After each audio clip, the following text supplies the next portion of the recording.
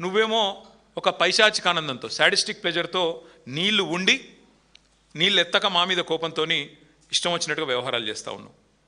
ఇవాళ రాష్ట్రంలో వాతావరణ శాస్త్రవేత్తలు చెప్తున్నారు, ఇంజనీర్లు చెప్తున్నారు, మరి ఎల్నీనో ప్రభావంతో పైన ఎక్కడ నీళ్లు లేవు. సిస్టంలో నీళ్ళు ఎక్కడ ఉన్నాయా అంటే ఒకటే చోట కన్నెపల్లి దగ్గర ఉన్నాయి.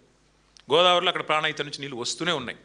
ఇది అక్టోబర్ వరకు కొనసాగుతుంది. ముఖ్యమంత్రి గారు వర్షాలు వచ్చే సూచన లేవని చెప్తా ఉన్నారు వచ్చే వారం రోజులు. మేము అందుకే చెప్తా ఉన్నాం, మేడిగడ్డ బ్యారేజ్ ముట్టే అవసరం లేకుండా దానికి 14-15 కిలోమీటర్ల పైన ఉన్న కన్నెపల్లి పంప్ హౌజ్లో అక్కడ వచ్చే నీళ్లతో ఇప్పుడు అక్కడ 97 మీటర్ల మీద పోతున్నది, 93.5 మీటర్ల కాడ మీరు పంప్ హౌస్ చాలు చేస్తే చాలు నీళ్లు అన్నారం పోతాయి, అన్నారం నుంచి సుందిల పోతాయి, సుందిల నుంచి ఎల్లంపల్లి, ఎల్లంపల్లి నుంచి మిడ్మానేరు, మొత్తం నేను చెప్పినట్టు అన్ని జలాశయాలు నింపొచ్చు. ఇది రాష్ట్ర రైతులు గ్రహించాలి.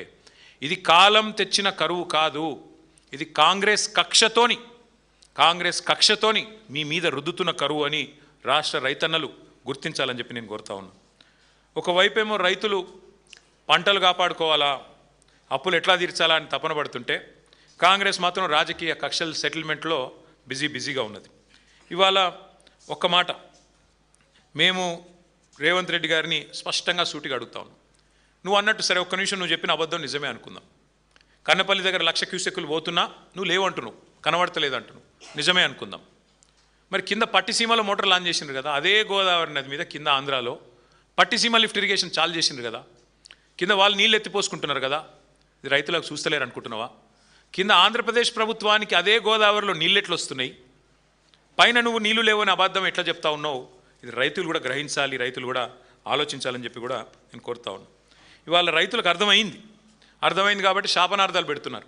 ఈ ప్రభుత్వం దుర్మార్గమైన ప్రభుత్వం, కక్ష తీర్చుకుంటున్నది. 31 నెలలు అయింది అధికారంలోకి వచ్చి. ఒక రైతు గొప్పగా చెప్పినాడు, ఒక రైతన్న, నేను చూసిన వీడియో, అది ఎంత గొప్పగా చెప్పిండంటే, అవునయా కేసీఆర్ గంత పెద్ద ప్రాజెక్ట్ 4 నెలల్లో కట్టిండు, మీరు 4 దశాబ్దాలు శ్రీరామ్ సాగర్ కట్టిరు, 5 దశాబ్దాలు కట్టిరు, కానీ కేసీఆర్ అంతకంటే పెద్ద ప్రాజెక్టు 4 నెలల్లో కట్టిండు. కట్టినాక ఏదో చిన్న ప్రాబ్లం వచ్చింది, వస్తే నీకు సదరొస్తలేదా? ఆడ సిమెంట్ లేదా, సుతారీలు లేరా, నీకు ఇంజనీర్లు లేరా అని చెప్పి నిలదీసిండు ఒక సామాన్య రైతు. అది తట్టుకోలేక ఫ్రస్ట్రేషన్లో ఉన్నాడు రేవంత్ రెడ్డి గారు. దిక్కుమాలిన డైలాగులు కొడుతున్నాడు. ఆయన మాట్లాడుతుంటే నిజంగా నాకు నవ్వాలో ఏడవాలో అర్థం కాలేదు. మొన్న ప్రెస్ మీట్ పెట్టి పక్కన మంత్రులందరినీ కూర్చోబెట్టుకొని తన అజ్ఞాన ప్రదర్శన చేసిండు. కాళేశ్వరం ప్రాజెక్టు ఆయనకు నిజంగా తల తోక ఏది తెలియదని మళ్ళొకసారి అర్థమైంది. ఏమంటాడు ఆ రోజు? వరద నీటిని ఎత్తిపోయడానికే కదా కాళేశ్వరం అని మాట్లాడుతున్నాడు. రేవంత్ రెడ్డి గారు, మీకు మళ్ళొకసారి చెప్తున్నా, దయచేసి వినండి, విని తెలుసుకోండి. పోనీ నేను చెప్పేది వినడం మీకు ఇష్టం లేకపోతే, మా పార్టీ వాళ్ళు చెప్పేది వినడం మీకు ఇష్టం లేకపోతే, దయచేసి మీ ఇంజనీర్లను పిలిపించుకొని ట్యూషన్ చెప్పించుకో. కాళేశ్వరం ఎంత గొప్ప ప్రాజెక్ట్ అంటే 3 రకాల పరిస్థితులను కూడా సద్వినియోగం చేసుకునే ఒక అద్భుతమైన ప్రాజెక్ట్ కాళేశ్వరం.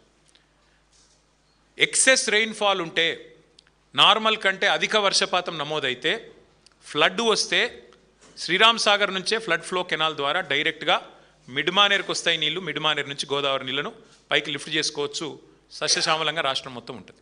ఇది ఒక తరీకా. రెండో తరీకా ఏంది?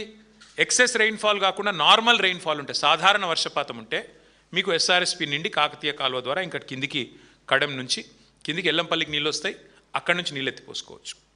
ఒకవేళ ఈ రోజున్న పరిస్థితి ఉండి కరువు వచ్చి, ఎల్నీలో లాంటి పరిస్థితులు వచ్చి, వర్షపాతం లేని పరిస్థితిలో ఉంటే, అప్పుడు కూడా ఎక్కడ నీళ్లుంటాయని దేవులాడి దుర్బిని పట్టుకొని వ్యాప్కోస్ లాంటి సంస్థ కప్పచెప్పి దేవులాడి వెతుకులాడి పట్టుకున్న పాయింట్ కాళేశ్వరం. ఆ కాళేశ్వరం పాయింట్లో కన్నెపల్లి పంప్ హౌస్ దగ్గర ఎంత వరస్ట్ సిచ్యువేషన్లో కూడా ఇవాళ కూడా 9 టీఎంసీల నీళ్లు కిందికి పోతున్నాయి. 9 టీఎంసీలు అంటే మీ అంచనా కోసం చెప్తున్నా, 9 హుస్సేన్ సాగర్లతో సమానం. గన్ని నీళ్ళు ఉత్తా కిందికి పోతున్నాయి రోజు, ఎవ్రీడే. ఇది అక్టోబర్ దాకా పారుతూనే ఉంటాయి. రేవంత్ రెడ్డి గారు, దయచేసి మా మీద కక్ష ఉంటే కేసులు పెట్టు, మా మీద కక్ష ఉంటే మమ్మల్ని బూతులు తిట్టు, మా మీద కక్ష ఉంటే ఇంకా రోత మాటలు మాట్లాడు, మాకేం పర్వాలేదు, అలవాటైపోయింది. కానీ రైతుల మీద దయచేసి పగబట్టకు, రైతుల మీద కోపం తీర్చుకోకు. కాళేశ్వరాన్ని బదనాం చేయాలి, కాళేశ్వరం కూలేశ్వరం అని చెప్పి పనికిమాలిన కూతలు కుయ్యాలి అని చెప్పి వాగే పిచ్చివాగుడిలో దయచేసి రైతులు, రాష్ట్రంలోని లక్షలాది మంది రైతుల వారి నోట్లలో మట్టి కొట్టకు. ఇది నా ప్రార్థన. వారికి ఇంకొకటి కూడా తెలుసు, రేవంత్ రెడ్డికి తెలియదని కాదు, భద్రాచలానికి ముప్పు అని మాట్లాడాడు. భద్రాచలానికి ముప్పు ఎక్కడి నుంచి ఉండదు నిజానికి? భద్రాచలానికి ముప్పు అంటే ఏమైనా ఉంది అంటే పోలవరంతో ఉంది. పోలవరం హైట్ పెంచితే, అందుకే కదా మా ఖమ్మం జిల్లాలోని 5 మండలాలు 7 మండలాలు తీసుకొని పోయి బలవంతంగా కలిపింది బీజేపీ ఆంధ్రాలో. పోలవరం ముప్పు కోసమే.